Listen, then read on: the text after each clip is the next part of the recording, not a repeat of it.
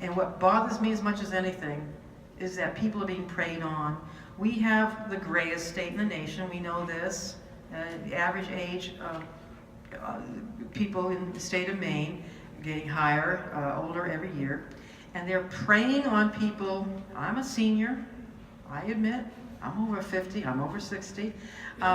Preying on people my age, particularly people who live alone, who still have a landline, and taking their life savings.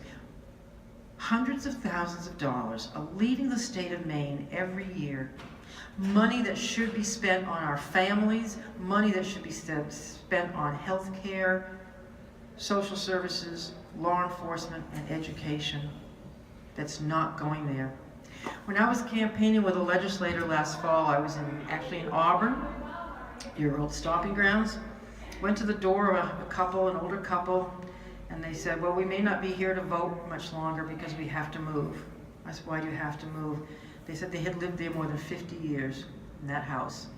They said they can't pay the taxes to the city of Auburn. I said, really? I don't want to ask what your taxes are, but how can that be? There are exemptions and exceptions. Well, they said, we fell prey to a scam and we lost all of our cash, all of our money, and our income, the Social Security income, is just not enough to pay the taxes. They lost all their money to scams such as the one I just described to you, and they can't pay their taxes. They're having to move out of their home. This is happening, and people are too proud to talk about it. The gentleman who sent me a letter is a very proud individual. As I said, very well educated, very intelligent. It's happening to all kinds of people. And we can't let people feel embarrassed or ashamed to talk about it, because only by publicizing it can we get the word out, can we prevent it from happening to others. So let me go on to the role of my office.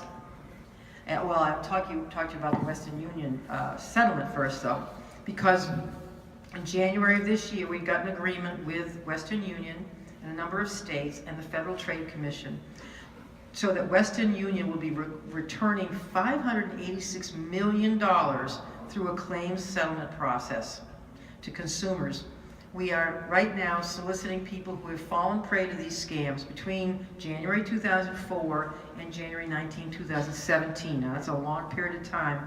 We know that thousands of Maine citizens have been scammed and have lost money and have paid